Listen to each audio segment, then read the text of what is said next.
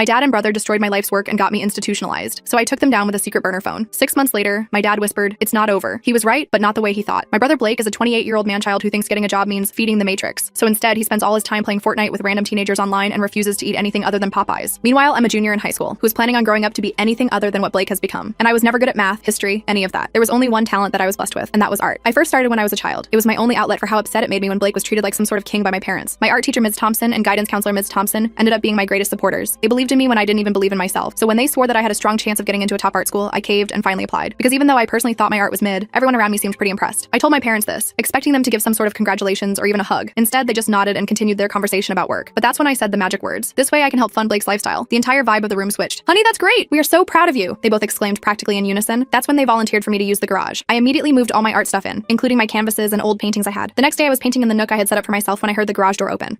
What the actual F? I just bought this motorcycle, so you're gonna have to take your little arts and crafts elsewhere." He tried to make his voice assertive, but I stopped taking him seriously a long time ago. So I sighed and told him that my art could make a lot of money, meaning he could keep avoiding the Matrix. Luckily, this worked almost instantly, and he walked away with his shoulders slouched in defeat. Until last weekend, when my next battle popped up. I was painting in the garage when my dad called and asked if I could buy the family groceries. Well, it was more like a demand, since he was shouting at the top of his lungs. I knew there was no point arguing, so I abandoned my painting and left. I must have driven around to 4 different Aldis looking for the specific meat he asked me to get, because I knew if I came home with anything other than what he asked for, he'd let my brother wail on me. So 3 hours later, when I finally got home and unpacked everything, I went back to my painting. But when I glanced over to my nook in the top left corner, it was empty. And in its place was the sorry excuse for a motorbike that Blake was crushing on. I pinched the bridge of my nose and tried to grab my paintings, consoling myself with the thought of relocating to my friend's house, but they were ruined. He had shoved them all to the floor face down, and the rainwater from our parents' car had absolutely soaked them through. I felt a rage crawl up my spine. Those pieces took a collective of over 200 hours. They were my bread and butter, and my key to get into art school. I thought about telling him off, about telling my parents, but then reality hit me. They wouldn't care. They never did. Suddenly everything went silent, and I felt like I was the smallest person to ever exist. I cried so much my throat felt raw, and my eyes swelled to double their size. "Mom," I said when I went inside. My voice was quiet, completely defeated. Blake destroyed all my art stuff. I expected her to just shrug her shoulders, but no. "What?" she asked angrily. I didn't have time to say anything else because she stormed up to Blake's room and flung the door open. I obviously sat nearby to listen. "What the actual F were you thinking? That girl is our way out of the financial hole." For a while, there was silence. My entire body tensed up. That's when I heard it. The sound of a heavy book being flung across the room. "How dare you talk to me about that ugly betch and her little dreams to make me feel bad? Get the F out." The door slammed, and outside I could hear my mom silently sobbing into her flannel. My heart broke. That's when I finally realized my mom was just as scared of the angry men in our house as me. The next day at school, I went straight to the guidance counselor. But this time it wasn't to talk about my art. It was to betray my entire family. I showed her the cuts all over my body and finally confessed they were from Blake and my dad. I told her about what happened last night. The paintings, my mom, everything laid out on the table. Her face went ghost white. "You can't go home tonight," she said, voice shaking. "What about my mom? Our priority has to be you, my love, but your mom will be safe soon." I nodded while wiping my tears with an old tissue. That night, I was placed into emergency foster care. I was told that the next morning CPS would be raiding my house. But when they did, my mom denied anything ever happened, told them I was losing it. They played the part so well that CPS believed them without even talking to me first. And that's how I spent the next 6 months in a mental institution. 6 months of being medicated for problems I didn't have. The pills made my head foggy, my thoughts slow and disjointed. The white walls of my room seemed to close in on me each night. 6 months of therapy sessions where I was told I was projecting and creating false narratives. The therapist would sit across from me, his expression sympathetic but disbelieving, as I tried again and again to tell the truth. 6 months of watching my future slip away while Blake continued his consequence-free existence. I imagined him in my garage, lounging beside his precious moped, laughing at how easily he'd gotten rid of me. The thought made me sick. The only thing that kept me sane was a burner phone that my foster mom smuggled to me during her weekly visits. She came every Tuesday, bringing homemade cookies that the staff had to inspect before I could have them. "Record everything," she whispered during one visit, pressing the small phone into my hand beneath the table. "Every threat, every admission, it's the only way they'll believe you." So I did. I recorded the night nurse admitting she didn't think I belonged there. "Between you and me," she said one night while checking my vitals, "I've seen kids who need to be here. You're not one of them." I recorded my therapist's frustration when he couldn't find any actual signs of delusion. "Your cognitive tests are normal," he muttered, flipping through my file. "No history of psychosis or thought disorders." And when I was finally released, not because they believed me, but because insurance stopped paying, I had a plan. The burner phone felt heavy in my pocket, filled with evidence of the truth. The spring air felt almost shocking after months of recycled institution air, the colors of the outside world almost painfully vibrant. Ms. Thompson, my art teacher, lived in a small bungalow about 20 minutes from school. I'd never been there before, but Ms. Thompson, my guidance counselor, had given me the address, along with a bus schedule and enough money for the fare. The yard was overgrown with wildflowers instead of grass, and wind chimes hung from every available hook on the porch. Their gentle tinkling welcomed me as I approached, my heart pounding with uncertainty. It looked nothing like the pristine, suffocating house I just escaped. No perfectly manicured lawn, no gleaming surfaces hiding ugliness beneath. This place wore its character openly, unapologetically. "It's not much," he said, unlocking the front door, "but the spare room is yours for as long as you need it." The inside was cluttered but cozy, books stacked on every surface, art on every wall, plants thriving in the sunlight that streamed through large windows. I stood frozen on his doorstep, clutching my hastily packed bag. The reality of what I'd just done hit me all at once. I'd left, actually left, the institution, my family, the life I'd known. "Is this legal?" I asked, my voice barely audible. The last thing I wanted was to bring trouble to someone who was trying to help me. Mr. Finch's expression softened. "Ms. Moss is handling the paperwork as we speak. You're 17, which gives us some flexibility. And with the evidence we have, plus the school's protection order," he trailed off, then smiled reassuringly. "Let's just say you won't be going back there unless you choose to." The spare room was small but bright, with a twin bed covered in a patchwork quilt and a desk by the window. Sunlight danced across the hardwood floor, creating patterns that shifted with the swaying tree branches outside. No locks on the door, no shouting through the walls, no Blake. "Bathroom's down the hall," Mr. Finch said. "I'll be in the kitchen making dinner. Come out when you're ready." His footsteps retreated, leaving me alone in the peaceful quiet. Once alone, I sat on the edge of the bed, running my hands over the quilt. The fabric was soft and worn. Speaking of years of use and care, it felt surreal. This quiet room, this safe space. I pulled out the burner phone and stared at it. For the first time in months, I didn't need to record anything. The The realization brought tears to my eyes. I unpacked my meager belongings, a few clothes, my toothbrush, and a sketchbook my mom had slipped into my bag when I was released. The gesture had surprised me, a small act of rebellion or perhaps apology. When I opened it, a folded note fell out. The paper was thin and creased, as if it had been folded and unfolded many times before being placed in the sketchbook. I'm sorry I couldn't protect you, or myself, be better than me. No signature, no, I love you. Just an acknowledgement of failure and a burden of expectation. The handwriting was shaky, revealing her state of mind as she wrote it. I folded it carefully and tucked it back into the sketchbook, unsure how to feel about this small, inadequate gesture. Dinner was homemade pasta with vegetables I couldn't name but tasted better than anything I'd eaten in months. The sauce was rich and flavorful, nothing like the bland institution food or the takeout that dominated our family meals. Mr. Finch didn't press me to talk, just mentioned that Ms. Thompson, my guidance counselor, would be stopping by tomorrow with Ms. Moss to discuss next steps. You should know, he said as he cleared our plates, the ceramic clinking softly against the sink. Your art school applications are still active. I made some calls. His casual tone belied the significance of his words. I nearly dropped my water glass. But my portfolio, all my paintings were destroyed. The memory of the ruined canvases flashed in my mind. The hours of work dissolved into nothing. We'll figure something out, he said simply, as if rebuilding my entire future from scratch was just another Tuesday for him. His confidence was both reassuring and overwhelming. That night, I slept without fear for the first time in years. The bed was comfortable, the room quiet except for the occasional car passing outside. No orderlies checking on me throughout the night, no Blake stomping around the house at all hours, just peace. Ms. Art Thompson arrived the next morning with Ms. Moss, a woman in her 50s with silver-streaked hair pulled into a practical bun. She wore no makeup and carried a battered leather briefcase that looked like it had seen more courtrooms than I'd had hot meals. Her handshake was firm, her gaze direct and assessing. I've reviewed your evidence, she said without preamble, setting her briefcase on Mr. Finch's kitchen table. The wood was scarred with years of use, coffee rings and paint splatters telling the story of a life well lived. It's compelling, the audio recordings especially. What happens now? I asked, my fingers nervously tracing the grain of the wooden table. The future stretched before me, uncertain and frightening despite my newfound freedom. Now we file for emergency emancipation, she replied, pulling out a stack of forms. The papers looked intimidating, full of legal jargon and blank spaces waiting for my story. With the school's protection order already in place, we have a foundation. The recordings provide evidence of an unsafe home environment. Mr. Finch has agreed to serve as your temporary guardian until the hearing. My hands trembled as I signed where she indicated. Each signature felt like another step away from that house, from Blake, from my parents' expectations. The pen felt heavy in my hand, the responsibility of my own life suddenly very real. What about my mom? I asked quietly. She gave me the key to leave when I was released. She helped me escape. The memory of her pressing the house key into my palm, her eyes darting nervously toward my father's study, was still vivid. Ms. Moss's expression remained neutral. One act of assistance doesn't erase years of enabling abuse, but it does suggest she might be reaching her own breaking point. We can include that in our filing. Her tone was matter of fact, neither condemning nor excusing my mother's actions. As they discussed legal strategies, my phone buzzed with a text from an unknown number. The vibration against the table made me jump. My heart sank when I read it. Where the hell are you? Dad's losing it. Come home now or things get worse for everyone. Blake. The familiar mixture of fear and anger rose in my throat. I showed the message to Ms. Moss. Don't respond, she advised. In fact, let me see that phone. She took a photo of the message, then helped me block the number. Document, but don't engage. That's our strategy. Her efficiency was reassuring, a reminder that I wasn't facing this alone anymore. Later that afternoon, Mr. Finch drove me to school to collect assignments I'd missed. The campus seemed different somehow, both familiar and strange after my time away. The hallways were empty, classes long finished for the day. The smell of floor cleaner and old books brought back memories of a life that seemed distant now. As we walked toward the art room, I spotted Madeline coming out of the library. Her bright red hair was unmistakable even from a distance. Hey, she called, jogging over. I've been looking everywhere for you. Her face was flushed, eyes wide with concern. What's wrong? I asked, noting her worried expression. Madeline wasn't one to overreact, which made her obvious distress all the more alarming. Your brother was here, she said, glancing nervously at Mr. Finch. He was asking everyone where you were, saying there was a family emergency. When no one knew, he started using your Instagram account to message people. Her words sent a chill down my spine. My stomach dropped. What? The idea of Blake invading my online space, pretending to be me, made me feel violated all over again. She pulled out her phone and showed me a direct message from my account. Hey, I'm in serious trouble and need help. Can you tell me where Mr. Finch lives? It's an emergency. The message was timestamped just an hour ago. I didn't respond, Madeline said. It seemed weird. Then I saw him using a school computer in the library, logged into your accounts. Her voice dropped to a whisper. He looked really angry. Mr. Finch's expression darkened. Let's go to the principal's office. Now, his normally gentle voice had an edge I'd never heard before. Principal Winters was still there, surprisingly, catching up on paperwork. Her office smelled of coffee and the faint scent of her perfume. Her eyebrows shot up when Mr. Finch explained the situation. This is a serious privacy violation, she said, reaching for her phone, and potentially identity theft. I'll need to report this to our IT department immediately. Can you check which computer was used? Mr. Finch asked. The fluorescent lights cast harsh shadows across his concerned face. 20 minutes later, we had confirmation. Blake had used a library computer to access my social media accounts. The IT specialist showed us the login records, pointing to the timestamp that matched Madeline's story. The IP address matched, and the school's security cameras had caught him entering the building, claiming to be picking me up. We'll add this to the file, Ms. Moss said when we called her. The phone speaker made her voice sound tinny, but no less determined. It demonstrates a pattern of controlling behavior and invasion of privacy. Don't post anything on your real accounts for now. In fact, we should probably have them temporarily suspended. That night, I created a new email address and sent messages to the art schools I'd applied to, explaining my situation and asking about portfolio alternatives. My fingers hovered over the keyboard for a long time before I began typing, trying to find the right words to explain how my work had been destroyed. It felt like throwing bottles into the ocean, hopeful messages that might never find their recipients. 3 days passed in relative calm. I attended school, stayed late in the library, and returned to Mr. Finch's house each evening. The routine was comforting, a stark contrast to the chaos I'd left behind. Ms. Moss filed the emancipation paperwork and secured a hearing date for the following month. The legal wheels were turning, slowly but surely. I started a new painting in Mr. Finch's garage, which he'd cleared out for me to use as a studio space. Unlike my parents' garage, this one was clean and well lit, with proper ventilation and a small space heater to ward off the spring chill. The blank canvas before me was both intimidating and exhilarating. A fresh start. Then my dad showed up at school. I was in English class when the office aide came to get me. We were discussing The Great Gatsby, the teacher's voice a soothing background to my thoughts about color symbolism in the novel. Your father's here to pick you up. Something about a doctor's appointment? The aide's innocent announcement shattered my sense of security. My blood ran cold. I don't have an appointment. My voice sounded strange to my own ears, tight with fear. The other students glanced at me curiously. The aide looked confused. He's in the office with Principal Winters right now. She shifted uncomfortably, sensing something was wrong but not understanding what. I texted Mr. Finch, 9/11, Dad at school trying to take me. My hands shook so badly I had to type the message twice. The classroom suddenly felt like a trap, the door a potential entrance for the very person I was hiding from. His response was immediate. Stay Stay in class. Don't go to office. Ms. T on her way. The quick reply was reassuring, proof that I wasn't alone anymore. 5 minutes later, Ms. Thompson appeared at the classroom door, her face composed, but her eyes alert. I need to borrow this student for a counseling session, she told my English teacher smoothly. The lie rolled off her tongue effortlessly, her professional demeanor giving no hint of the urgency behind her request. Instead of going to her office, she led me to a back entrance near the gym. The hallway smelled of floor wax and sweat, the sounds of a PE class echoing from behind closed doors. Mr. Finch is pulling up now. Get in his car and go straight to Ms. Moss's office. I'll handle your father. Her voice was calm but firm, a lifeline in my rising panic. What's he going to do? I asked, suddenly terrified for her. My father's temper was legendary, his ability to intimidate honed over years of practice. His worst, she said grimly, which isn't much against a protection order and a school full of witnesses. Go. She squeezed my shoulder once before turning back toward the main office. Mr. Finch was waiting in his ancient Volvo, engine running. The car smelled of coffee and old books, comfortingly familiar. I dove into the passenger seat and we pulled away just as I spotted my dad storming out of the main entrance, his face contorted with rage. The sight of him made my heart race, but the growing distance between us helped me breathe again. He can't just take me, can he? I asked, watching the school disappear behind us. The streets passed in a blur as Mr. Finch drove quickly but carefully toward downtown. Not anymore, Mr. Finch said firmly. The protection order specifically prevents him from removing you from school premises without prior written authorization, which he doesn't have. His knuckles were white on the steering wheel, the only sign of his inner tension. Ms. Moss was waiting for us at her office, a converted Victorian house downtown. The building was painted a soft gray with white trim, looking more like a home than a law office. She ushered us into a conference room where, to my surprise, a police officer was waiting. The room smelled of coffee and paper, with large windows letting in the afternoon light. This is Officer Reese, she introduced us. He's here to take your statement about the social media impersonation and your father's attempt to remove you from school today. Officer Reese was younger than I expected, with kind eyes that contrasted with his serious expression. I spent the next hour recounting everything. Blake's text, the Instagram messages, my dad showing up unannounced. The words poured out of me, easier now with practice. Officer Reese took detailed notes, occasionally asking for clarification. His pen scratched against the notepad, the sound oddly comforting in the quiet room. We'll be increasing patrols near both the school and Mr. Finch's residence, he said when I finished, and I strongly recommend you get a temporary restraining order. His tone was professional but gentle, recognizing the gravity of the situation without adding to my fear. More paperwork, more signatures, more legal language that boiled down to, stay away from me. The pen felt heavy in my hand as I signed document after document, each one a brick in the wall I was building between myself and my family. When we finally left Ms. Moss's office, it was nearly dark. The streetlights had come on, casting pools of yellow light on the sidewalk. Mr. Finch suggested picking up takeout, neither of us having the energy to cook. We decided on Thai food from a small restaurant near his house, the smell of spices filling the car as we drove home. As we pulled into his driveway, balancing bags of Thai food, I noticed something was wrong. The front door was slightly ajar, a sliver of darkness visible where there should have been only closed wood. Mr. Finch immediately put his arm out, stopping me from going further. The food bags crinkled as he set them on the hood of the car. Stay in the car, lock the doors. His voice was low and urgent. He pulled out his phone and stepped away to call the police. I sat rigid in the passenger seat, watching the dark house. The porch light was on, illuminating the wind chimes that now hung motionless in the still evening air. Had Blake found out where I was staying? Or was it my dad? The thought made my stomach clench with fear. I locked the doors as instructed, then sank down in the seat, making myself as small as possible, an old habit from years of trying to avoid notice. The police arrived within minutes, sweeping through the house with flashlights and drawn weapons. Their voices carried across the yard, professional and terse as they cleared each room. When they emerged, their expressions were grim. Officer Reese approached the car, motioning for me to roll down the window. Someone broke in, Officer Reese confirmed, approaching the car. Ransacked the place pretty thoroughly, focusing on the spare bedroom. Nothing appears to be stolen, but his hesitation made my heart race. But what? I asked, my voice barely a whisper. The night air felt cold against my face as I waited for his answer. There's some damage you should see. His expression was sympathetic but direct, preparing me for something unpleasant. The spare room, my room, had been torn apart. Clothes ripped from hangers, the mattress slashed open, drawers emptied onto the floor. The destruction was methodical, personal, but what made my knees buckle was the desk by the window. My new sketchbook had been shredded, the pages scattered and soaked with what smelled like beer. The liquid had seeped into the wood of the desk, leaving dark stains that would never completely fade. On the wall above, written in what looked like permanent marker, traitor. The black letters were large and jagged, taking up most of the wall. The sight of that word, that accusation, made me feel sick, as if I had betrayed them by trying to escape, by seeking safety. We'll dust for prints, Officer Reese said, but if they were careful, he didn't need to finish the sentence. We both knew who had done this. I knelt to pick up a fragment of my sketchbook, a corner of a drawing I'd started of Mr. Finch's garden. The paper was soggy, the lines blurred beyond recognition. It was Blake, I said with certainty. This is his handwriting. I recognized the distinctive way he formed his letters, the same handwriting I'd seen on notes left on my door, on threats slipped under my pillow. We couldn't stay there that night. Mr. Finch called Ms. Thompson, who immediately offered her guest room. As we drove across town, I felt hollow, scraped out from the inside. The familiar feeling of violation settled over me like a heavy blanket, suffocating and inescapable. I'm so sorry, Mr. Finch said, his knuckles white on the steering wheel. I should have considered security measures. His voice was thick with guilt and anger. It's not your fault, I said automatically, though part of me wanted to scream that nowhere was safe, that Blake would always find me, that this would never end. The words stuck in my throat, unsaid, but felt deeply. Ms. Thompson lived in a modern apartment complex with security gates and cameras in the hallways. The building was well lit, with a doorman who checked our IDs before allowing us up. Her spare room had a futon instead of a bed, but she'd made it up with fresh sheets and a fluffy comforter. The room smelled of lavender and clean linen, a stark contrast to the beer-soaked destruction we'd left behind. Just for tonight, she assured us. We'll figure out something more permanent tomorrow. She squeezed my shoulder gently before leaving me to settle in. I lay awake for hours, staring at the unfamiliar ceiling. Every creak made me flinch. Every shadow seemed to move. The word traitor floated before my eyes whenever I closed them, accusing and threatening. When I finally fell asleep, I dreamed of Blake standing over me, marker in hand, writing traitor on my forehead while I couldn't move. I woke gasping, the sheets tangled around my legs like restraints. The next morning, Ms. Moss arrived with grim news. She sat at Ms. Thompson's kitchen table, her briefcase open before her. The morning light made the silver in her hair shine, highlighting the tired lines around her eyes. Your father has filed a counter complaint claiming Mr. Finch has inappropriate influence over you and that you're mentally unstable. That's ridiculous, Mr. Finch sputtered. His coffee mug clattered against the table as he set it down too hard. I've done nothing but try to help this student escape an abusive situation. His indignation was palpable, his normally calm demeanor cracking under the strain. I know, Ms. Moss said calmly, but we need to be strategic. These accusations, combined with your recent hospitalization, could complicate the emancipation hearing. She spread several documents on the table, pointing to highlighted sections that detailed my father's claims. So what do we do? I asked, feeling that familiar hollowness spreading through my chest. The taste of defeat was bitter in my mouth, a flavor I knew too well. We accelerate our timeline. The break-in at Mr. Finch's house actually works in our favor. It demonstrates the lengths your family will go to maintain regain control. I'm filing for an emergency hearing this afternoon. Her determination was reassuring, a counterpoint to my growing despair. While Mrs. Moss made calls, Ms. Thompson helped me gather what remained of my belongings from Mr. Finch's house, now a crime scene. Yellow police tape crossed the front door, a stark reminder of the previous night's violation. The police had collected my torn sketchbook as evidence, which felt like losing my art all over again. Each page had represented a small piece of my new beginning, now destroyed just like my original portfolio. You'll make new art, Mrs. Thompson said gently, seeing my expression as we drove away. The street looked different in daylight, ordinary and peaceful, betraying no sign of the previous night's events. Better art even, from a place of freedom rather than fear. Her words were meant to comfort, but the loss still ached. The emergency hearing was scheduled for the following morning. Ms. Moss prepared me with possible questions, scenarios, and strategies. We sat in her office until late evening, going over every detail. The judge will likely speak to you privately, she explained. Be honest but composed. Don't let anger or fear overwhelm you. That night I barely slept, rehearsing answers in my head. What if they didn't believe me? What if I had to go back? What if Blake was waiting? The questions circled endlessly, keeping me awake until dawn began to lighten the sky outside Ms. Thompson's guest room window. The courthouse was intimidating, all marble and echoes and people rushing importantly from room to room. My footsteps seemed too loud on the polished floor, my breathing too quick in the cavernous space. Ms. Moss led me to a small conference room where we waited for our case to be called. Mr. Finch and Ms. Thompson sat with us, providing silent support. Their presence was comforting, a reminder that I wasn't facing this alone. When the bailiff finally called my name, my legs felt like water. The sound echoed through the waiting area, making several heads turn. Ms. Moss squeezed my hand once before we entered the courtroom. The gesture was brief but reassuring, a small anchor in the storm. My parents were already there, sitting with a lawyer I didn't recognize. My dad wore a suit I'd never seen before, his hair neatly combed, looking nothing like the man who had threatened me in the car. This was his public face, the one he showed to the world while hiding his true nature behind closed doors. My mom sat beside him, eyes downcast, hands folded in her lap. She looked smaller somehow, diminished. Blake was nowhere to be seen. Judge Ava Wong was a small woman with sharp eyes and a no-nonsense expression. Her black robe seemed to absorb the light around her, making her presence even more commanding. She reviewed the file in front of her, occasionally glancing up at me, then at my parents. The only sound in the courtroom was the soft rustle of papers and the distant ticking of a clock. This is an unusual case, she began. Her voice was clear and authoritative, filling the courtroom without seeming loud. I have evidence of potential abuse, countered by claims of mental instability. I have school protection orders and police reports of a break-in, and I have a minor seeking emancipation while the parents claim undue influence from school staff. She closed the file with a decisive movement. I'd like to speak with the minor privately. Her chambers were less intimidating than the courtroom. Bookshelves, a desk, comfortable chairs, family photos sat on her desk, showing a smiling woman with children of various ages. She gestured for me to sit in a leather chair across from her. The leather was soft and worn, molding to my shape as I sat rigidly, hands clasped in my lap. I want you to tell me, in your own words, why you believe emancipation is in your best interest, she said. Her tone was gentler here, away from the formality of the courtroom, but still direct. So I did. I told her about Blake's years of abuse, my father's enabling, my mother's fear. I described the constant walking on eggshells, the unpredictable explosions of violence, the systematic destruction of anything I cared about. I told her about the destroyed paintings, the mental institution, the burner phone recordings. My voice grew stronger as I spoke, the words flowing more easily now that I had practiced telling my story. I told her about Mr. Finch and Ms. Thompson believing in me when no one else did, about how they saw potential in me beyond being Blake's support system or my parents' retirement plan. And I told her about the break-in, about seeing my new beginning shredded just like the old one. The word traitor seemed to hang in the air between us, unspoken but present. All I want, I finished, my voice steady despite the tears on my cheeks, is a chance to finish high school somewhere safe, to apply to art school, to have a future that isn't defined by fear. The words felt like a prayer, a hope I barely dared to hold. Judge Wong studied me for a long moment, her gaze was assessing but not unkind, looking for truth in my expression. Do you have any of these recordings with you? She asked finally. I pulled out the burner phone and played one of the clearest ones. Blake screaming at our mother, threatening to burn the house down, calling me names that made Judge Wong's eyebrows rise. His voice filled the small room, the rage in it palpable even through the phone's tiny speaker. When it finished, she nodded once. Thank you for your candor. Let's return to the courtroom. She stood straightening her robe with a practiced movement. Back in the courtroom, Judge Wong addressed all parties. The room felt tense, the air heavy with anticipation. I've reviewed the evidence and spoken with the minor. Based on the documentation provided, including audio recordings that substantiate claims of a threatening home environment, I'm granting temporary emancipation pending a full hearing next month. My dad half rose from his seat, his face flushing with anger, but his lawyer pulled him back down. The movement was subtle but telling. Even here, in a courtroom, his first instinct was confrontation. Additionally, Judge Wong continued, her voice cutting through the murmurs that had begun, I am extending the school's protection order to include a temporary restraining order against both the father and the adult brother Blake. They are to remain at least 500 feet from the minor at all times and have no contact, direct or indirect. She turned to my mother. Mrs. Thompson, while you are not named in the restraining order, I strongly suggest you consider your role in this situation. Enabling abuse is a form of abuse itself. The rebuke was gentle but firm, a challenge my mother seemed unable to meet as she nodded once, still not looking up. As for living arrangements, Judge Wong continued, given the recent break-in at Mr. Finch's residence and the accusations leveled against him, I am ordering temporary placement in a supervised independent living program for minors. This will provide both safety and neutrality until the final hearing. It wasn't perfect. I'd be living in a group home rather than with Mr. Finch, but it was freedom. Real, court-ordered freedom. The relief was so intense it made me dizzy, a weight lifting that I hadn't fully acknowledged until it was gone. As we left the courtroom, my father brushed past me, whispering, this isn't over. His breath was hot against my ear, his cologne overwhelming, but for the first time, his words didn't terrify me. They just made me sad. Sad for the father he could have been, for the family we could have had. The independent living program was called New Horizons. It was a converted apartment building where each resident had their own small studio with a bathroom and shared kitchen and living spaces on each floor. The building was older but well-maintained, with large windows and secure entrances. Most residents were older teens who had aged out of foster care or, like me, were in legal limbo. My unit was sparse but clean. A twin bed, a desk, a dresser, and a small bathroom. The walls were painted a neutral beige, waiting to be personalized. The window overlooked a community garden where residents could grow vegetables and flowers. Raised beds contained early spring plantings, lettuce, peas, and herbs just beginning to sprout. It wasn't home, but it wasn't a cage either. My floor coordinator, Dennis, was a former social worker with kind eyes and a no bullcrap attitude. He was in his 40s with salt and pepper hair and a quiet confidence that immediately put me at ease. Rules are simple, he explained as he showed me around. The hallways smelled of cleaning products and faintly of someone's cooking. Curfew at 10 p.m. on weeknights, midnight on weekends. No substances, no alcohol, no overnight guests. You cook your own meals, do your own laundry, keep your space clean. We have group meetings on Sundays and individual check-ins twice a week. Questions? I shook my head, clutching the small bag of belongings I'd managed to salvage. Everything I owned now fit in a single backpack, a stark reminder of how much I'd left behind. Good. Oh, and there's an art room in the basement. Nothing fancy, but there's space to work if you need it. He mentioned it casually, not knowing how those words made my heart leap. I nearly hugged him. The art room was better than nothing fancy. empty. It had decent lighting, tables, easels, and basic supplies donated by local arts organizations. The smell of paint and clay filled the space, familiar and comforting. It wasn't my ruined studio space in the garage, but it was something, a place to start over. That evening, I met some of the other residents in the communal kitchen. The space was large and functional, with multiple cooking stations and a long table where people could eat together. Harper was 18, with blue hair and more piercings than I could count, aging out of foster care and saving for community college. She was making stir fry, the smell of garlic and ginger filling the kitchen. Russell was 17 like me, tall and quiet, removed from his home after his father went to prison. He nodded a greeting but didn't say much, focused on the pasta he was boiling. Maria was 19, already taking classes at the local university while living at New Horizons until her dorm opened up in the fall. She sat at the table with textbooks spread around her, highlighting passages as she studied. They didn't ask why I was there, and I didn't volunteer the information. There was an unspoken understanding among all of us. We were there because somewhere else had failed us, but we were also there because we were survivors, finding our way forward despite those failures. The next day, I returned to school. Mr. Finch had arranged for a New Horizons staff member to drive me, ensuring I wouldn't have to take the bus where Blake might find me. The morning was bright and clear, the school building looking somehow different now that I was returning to it from freedom rather than captivity. The whispers followed me through the hallways. Rumors about my disappearance, my father showing up, the police at school. Students glanced at me curiously as I passed, their conversations pausing momentarily. I kept my head down and focused on catching up on missed assignments. The normalcy of schoolwork was comforting, a reminder that some parts of life continued regardless of personal drama. At lunch, Madeline sat beside me, sliding over an extra chocolate milk. The cafeteria was noisy as always, the smell of institutional food bringing back memories of the hospital. But Madeline's presence was grounding, a connection to my life before everything fell apart. "You okay?" she asked simply. No prying questions, no demands for gossip, just genuine concern. I nodded, grateful for her straightforward concern. Getting there. The chocolate milk was cold and sweet, a small pleasure in a complicated day. Good, because we have that chemistry test tomorrow and I am not prepared to fail it alone. Her joke made me smile, a reminder that normal teenage problems still existed alongside my extraordinary ones. I laughed, surprising myself with the sound. It felt rusty, unfamiliar, but good, like stretching a muscle that hadn't been used in too long. After school, I headed to the art room. The familiar space welcomed me, the smell of paint and clay a comfort after a day of navigating curious stares and whispered questions. Mr. Finch was waiting with a large flat package wrapped in brown paper. It sat on his desk, mysterious and promising. "What's this?" I asked. The paper crinkled under my fingers as I touched it hesitantly. "Open it," he said, smiling. His eyes were bright with anticipation, his usual calm demeanor giving way to excitement. Inside was a brand new portfolio case filled with heavyweight paper, professional grade pencils, pastels, and a set of watercolors that cost more than I'd ever been able to afford. The supplies were arranged neatly, waiting to be used. I ran my fingers over them reverently, feeling the quality and potential in each item. "The art department pooled some resources," he explained, "and Ms. Thompson may have mentioned your situation to the PTA Arts Committee." His casual tone belied the significance of the gift. Not just supplies, but belief in my future. I ran my fingers over the supplies, speechless. The smooth surface of the watercolor paper, the perfect weight of the pencils, the rich pigments of the pastels, all tools to rebuild what had been taken from me. "Your portfolio for art school," he continued. "We can't get back what was destroyed, but we can help you create something new, better even." His confidence was infectious, making me believe that perhaps this was possible after all. For the next 3 weeks, I fell into a routine. School, art room, New Horizons. The days passed in a blur of normalcy that felt almost surreal after the chaos that had preceded it. Weekends in the basement art room, working on new pieces for my portfolio. The act of creation was healing, each stroke of the brush or pencil reclaiming a piece of myself that Blake had tried to destroy. Ms. Moss prepared me for the final emancipation hearing. We met regularly in her office, going over possible questions and scenarios. Officer Reese checked in regularly, confirming that Blake and my father were respecting the restraining order. His presence was reassuring, a reminder that the system was for once working in my favor. My mother texted once from a number I didn't recognize. "Are you safe?" Just 3 words, but they contained so many unasked questions, so many unspoken apologies. I replied simply, yes. She didn't text again. I wondered if she was relieved or disappointed by my brief response, if she had hoped for forgiveness I wasn't ready to give. The night before the final hearing, I couldn't sleep. I paced my small room, imagining all the ways tomorrow could go wrong. What if my parents convinced the judge I was unstable? What if Blake showed up despite the restraining order? The questions circled endlessly, wearing paths in my mind like I was wearing in the carpet. Around midnight, I gave up on sleep and went down to the art room. The building was quiet, most residents already asleep. My footsteps echoed in the stairwell as I descended to the basement. Painting always calmed me, gave me a sense of control when everything else felt chaotic. I was working on a new piece, a self-portrait of sorts, though not literal. It showed a figure emerging from darkness into light, surrounded by broken chains. The symbolism wasn't subtle, but it felt honest. Ms. Thompson would probably call it heavy-handed symbolism, but it felt right. The brush moved almost of its own accord, my hands knowing what to create even as my mind raced with tomorrow's possibilities. I was so absorbed in my work that I didn't hear the basement door open. Didn't notice anyone else in the room until a voice behind me said, "Still wasting time on that crap, huh?" The familiar voice froze my blood, stopping my heart for a hit before it raced into overdrive. Blake. I whirled around, paintbrush clutched in my hand like a weapon. He stood in the doorway, swaying slightly, eyes bloodshot, hammered or high or both. His clothes were rumpled, his hair unwashed. He looked nothing like the confident bully who had terrorized me for years. Instead, he seemed diminished, desperate. "How did you find me?" I managed to ask, my voice steadier than I felt. The paintbrush dripped blue onto the floor, a spreading stain that matched the fear spreading through me. He laughed, a harsh sound that echoed in the empty room. "Followed that art teacher of yours. Figured he'd lead me to you eventually." He took a step forward, his movements uncoordinated. "You've really screwed things up, you know that? Dad lost his job because of your lies. Mom barely talks, and I'm supposed to move out by the end of the month." His voice rose with each accusation, bouncing off the concrete walls. "That's not my fault," I said, edging toward the supply cabinet where I knew there was a phone to call the front desk. My heart pounded so loudly I was sure he could hear it. "You all made your choices." The words came out stronger than I expected, fueled by months of therapy and support. "Choices?" He spat. "You're the one who chose to betray your family, to make up stories, to ruin everything." He lunged forward, grabbing my arm. His fingers dug into my skin, a familiar pain that triggered old fears. I reacted instinctively, throwing the jar of turpentine I'd been using to clean my brushes. It shattered at his feet, the strong-smelling liquid splashing his jeans and pooling on the floor. The sharp smell filled the room, acrid and dangerous. Blake froze, looking down at the spreading puddle, then back at me. His eyes narrowed, a calculation happening behind them that made my skin crawl. "You know how flammable that stuff is?" he asked, pulling a lighter from his pocket. The metal glinted in the fluorescent light, threatening and cold. My heart hammered against my ribs. "Blake, don't. There are other people in this building. Innocent people." The thought of Harper, Russell, Maria, and all the others sleeping upstairs made my fear sharper, more urgent. "Should have thought of that before you destroyed our family," he said, flicking the lighter. The small flame danced in the darkness between us, reflecting in his eyes and casting grotesque shadows on his face. I grabbed the nearest fire extinguisher from the wall. The metal was cool and heavy in my hands, solid and reassuring. "One more step and I'll use this," I warned. "Not to hurt you, but to get the police involved. Arson attempt, violation of restraining order, breaking and entering. How many years is that, Blake? The legal terms Ms. Moss had taught me flowed easily now, weapons in their own right. He hesitated, the lighter still burning in his hand. The flame wavered slightly, mirroring his uncertainty. And I've been recording this whole conversation, I lied, nodding toward my phone on the table behind me. Just like I recorded everything else. Every threat, every time you hurt me. It's all documented. Blake's face contorted with rage, but I saw something else there too. Fear. For the first time in our lives, he was afraid of me, of what I could do to him. The realization was startling, a shift in power I hadn't expected. You're bluffing, he said, but his voice wavered. His confidence was cracking, the facade of control slipping. Try me, I challenged, my finger on the extinguisher's trigger. I've got nothing left to lose. Can you say the same? The words were calm, almost conversational, belying the terror coursing through me. For a long moment, we stood frozen in a standoff, the only sound our ragged breathing and the hum of the fluorescent lights. The turpentine fumes made my eyes water, adding to the surreal quality of the moment. Then Blake took a step back, closing the lighter with a decisive click. This isn't over, he muttered, echoing our father's words from the courthouse. The threat sounded hollow now, a script he was following rather than a promise he could keep. Yes, it is, I said firmly. It's been over since the day you destroyed my paintings. You just didn't know it yet. The truth of those words settled over me, a revelation and a release. He backed toward the door, still glaring at me. You'll regret this, all of it. His voice was bitter, the words familiar but powerless. The only thing I regret, I said, is not leaving sooner. The admission was as much for myself as for him, an acknowledgement of the time I'd lost to fear. When he was gone, I collapsed onto a stool, shaking uncontrollably. The adrenaline that had sustained me drained away, leaving me weak and trembling. I called the front desk, then Officer Reese. By the time the police arrived, Blake was long gone, but the turpentine on the floor and the security cameras in the hallway provided enough evidence to issue an arrest warrant for violating the restraining order. I didn't sleep at all that night. Dennis stayed with me in the common room, making sure I wasn't alone, while police officers patrolled outside the building. The night stretched endlessly, each sound making me jump, each shadow seeming to hide a threat. Ms. Moss arranged for an emergency hearing first thing in the morning, before our scheduled emancipation hearing. The courthouse seemed even more imposing in the early morning light, the marble columns casting long shadows across the entrance. Judge Wong listened gravely as Officer Reese described the incident, showing security footage of Blake entering the building and later fleeing. Her expression darkened as she watched the video, her mouth set in a firm line. This is a serious violation, she said, turning to my parents and their lawyer. They looked smaller today, less confident than at the previous hearing. Where is Blake Thompson now? My father shifted uncomfortably. We haven't seen him since last night. He didn't come home. His admission seemed to cost him. An acknowledgement that he couldn't control his son any more than he could control me. Judge Wong's expression hardened. I'm issuing a bench warrant for his arrest, and I'm extending the restraining order to include all members of the Thompson household, including you, Mrs. Thompson. The decision was swift and final, brooking no argument. My mother flinched but remained silent. Her eyes were red-rimmed, her hands twisting nervously in her lap. I wondered if she was afraid to go home, if Blake's rage had turned on her in my absence. As for the emancipation hearing, Judge Wong continued, given these developments, I see no reason to delay my decision. The evidence clearly shows that returning to the Thompson household would place this minor at significant risk. I am granting full emancipation, effective immediately. She turned to me. You are now legally recognized as independent from your parents. This means you can make your own legal, medical, and financial decisions. It also means you are responsible for supporting yourself, though I understand arrangements have been made for you to remain at New Horizons until graduation. Her tone softened slightly, acknowledging the weight of responsibility she was placing on my shoulders. I nodded, still processing her words. Independent, free. The concepts were both exhilarating and terrifying, a future wide open before me. As we left the courtroom, my father brushed past me, whispering, this isn't over. His breath was hot against my ear, his cologne overwhelming. But for the first time, his words didn't terrify me. They just made me sad. Sad for the father he could have been, for the family we could have had. 3 days later, Mr. Finch brought news that changed everything. The State Arts Council is hosting a competition, he said, spreading a flyer on the table. The paper was bright blue, covered in images of previous winners' work. The grand prize is a full scholarship to the Midwest Arts Institute. One of the judges is an alum from the school you applied to. I stared at the flyer, hardly daring to hope. The deadline seemed impossibly close. The competition surely fierce. When's the deadline? I asked, trying to keep my voice steady. 2 weeks, he said. Just enough time to finish something spectacular. His confidence in me was unwavering, a foundation I could build on. I knew immediately what I would submit, not the self-portrait. That was too personal, too raw. Instead, I would create something from the ruins of what Blake had destroyed. The idea came fully formed, a vision of transformation that matched my own journey. I asked Dennis to drive me to my parents' house during school hours, when I knew they'd be gone. The restraining order prevented them from approaching me, not the other way around. Though Ms. Moss had strongly advised against this visit, the neighborhood looked the same, neat lawns, identical houses, an appearance of normalcy that hid so many secrets. I'll wait in the car, Dennis said as we pulled up to the curb. 15 minutes, then I'm coming in after you. His concern was touching, a reminder that I had people looking out for me now. The house was silent, exactly as I remembered, yet somehow smaller. The familiar smell, a mixture of my mother's perfume, my father's cigarettes, and the lemon cleaner she used obsessively, hit me as I entered, bringing back memories I'd tried to suppress. I went straight to the garage, half expecting to find it empty. Instead, my ruined canvases were still there, stacked against the wall where I'd left them months ago. They were even more damaged now, mold growing on some of the water-stained surfaces. I gathered as many as I could carry, not bothering to be quiet or careful. These broken pieces were mine, the only things from this house that had ever truly belonged to me. Back at New Horizons, I spread the damaged canvases on the floor of the art room. Water stains, tears, footprints, each mark told the story of that day, of Blake's cruelty and my despair. But looking at them now, I saw something else too, possibility. For the next 2 weeks, I worked obsessively, cutting the canvases into fragments, arranging and rearranging them into a new whole. I added fresh paint where needed, incorporated the stains and damage where it served the composition. The process was cathartic, a physical manifestation of what I was doing with my life, taking broken pieces and creating something new and beautiful. Mr. Finch brought supplies, offered suggestions, reminded me to eat and sleep. His guidance was gentle but firm, helping me refine my vision without taking it over. The other residents at New Horizons stopped by to watch, offering encouragement and sometimes helping with the more physical aspects of the work. The final piece was massive, a collage of destruction transformed into creation. From a distance, it showed a figure in flight, soaring above a landscape of chaos. Up close, you could see the damage, the tears, the stains, all integrated into the whole, necessary parts of the story rather than flaws to be hidden. I titled it, Silence Doesn't Mean Gone, a reminder to myself as much as a statement to the world. The day of the competition, Mr. Finch and Ms. Thompson helped me transport the unwieldy piece to the Arts Council building downtown. The building was modern and imposing, all glass and steel, filled with light. Other students milled around with their entries, paintings, sculptures, digital art, but none quite like mine. The diversity of work was inspiring, a reminder of how many ways there were to express oneself. As the judges made their rounds, one woman lingered in front of my piece longer than the others. She had silver hair cut in a sharp bob and wore all black, her only color a bright red scarf that seemed to float around her as she moved. She asked about my process, my inspiration, my plans for the future. Her questions were incisive, forcing me to articulate ideas I'd only felt intuitively. I answered honestly, without mentioning Blake or my parents or the court hearings. This wasn't about them anymore. It was about transformation, depression, about finding beauty in damage, about refusing to be defined by destruction. The woman nodded as I spoke, her eyes never leaving the piece. The announcement came 3 hours later. I stood in the crowd, Mr. Finch and Ms. Thompson on either side of me, holding my breath as the head judge approached the microphone. The room fell silent, the tension palpable as everyone waited to hear the results. The grand prize, a full scholarship to the Midwest Arts Institute, goes to Silence Doesn't Mean Gone by I didn't hear my name over the roaring in my ears, didn't feel my feet moving toward the stage, didn't register the applause or the certificate being pressed into my hands. All I could think was, I did it. I really did it. Afterward, the judge with the red scarf found me again. I'm an alumna of the Institute, she said, handing me her card. The paper was thick and cream-colored, her name embossed in simple black letters. And I sit on their admissions committee. We'd be honored to have you join us this fall. Her words were a promise, a future opening before me that I had never dared to imagine. That night, as I packed up my winning piece for transport back to New Horizons, my phone buzzed with a message from a private number. My heart raced until I opened it. He's gone. Blake moved out. I just wanted you to know. Be safe. My mother. No apology, no explanation, just information she thought I needed. I stared at the message for a long time, wondering if I should respond. What could I say? Thank you for finally letting him go. Why didn't you protect me? I miss you despite everything. In the end, I simply blocked the number. Some silences were choices, not impositions. Ms. Thompson drove me back to New Horizons, chatting excitedly about the scholarship, the institute, all the possibilities ahead. The night was clear, stars visible despite the city lights. As we pulled into the parking lot, she turned to me with a serious expression. You know, what happened today, winning that scholarship, that wasn't justice for what your family did to you. Her words were gentle but direct, acknowledging a truth I had been feeling but couldn't articulate. I nodded, surprised by her directness. The scholarship was a victory, but it didn't erase the pain or hold my abusers accountable. Justice would be Blake facing consequences for his actions, your parents acknowledging their failures, the system actually protecting you when you needed it. She sighed, her breath fogging the window slightly. But sometimes life doesn't give us justice. Sometimes it just gives us a way forward. Is that enough? I asked quietly. The question had been haunting me. Was moving on without resolution, without acknowledgement, really healing? Or just another form of silence? She smiled, a little sad but also proud. That's for you to decide. But from where I'm sitting, you've already done the hardest part. You've refused to let them define your future. Her words settled over me, a truth I needed to hear. As I climbed the stairs to my small room at New Horizons, I thought about her words, about justice versus moving forward, about silence versus speaking out. The hallway was quiet, most residents already in their rooms for the night. My footsteps echoed slightly on the linoleum, a solitary sound in the peaceful building. The truth was, justice hadn't come in a grand moment of vindication. It had come in quiet decisions. The decision to tell my guidance counselor, to record Blake's threats, to leave when my mother gave me the key, to transform destruction into art. Each small act of courage had been its own form of justice, a reclaiming of power that had been taken from me. And maybe the final justice was this. I was free, and they were still trapped. Blake in his anger, my father in his control, my mother in her fear. While I had a scholarship, a future, a life that belonged only to me, the realization wasn't triumphant or vengeful, just a quiet truth that brought its own form of peace. I unpacked my sketchbook, a new one, untouched by Blake's destruction, and began to draw, not the past, not the pain, but the dorm room waiting for me at the Institute, the studio spaces I'd seen in their brochure, the life I was building, canvas by canvas, choice by choice. Justice wasn't a grand event. It was the quiet decision to never go back, and that was enough.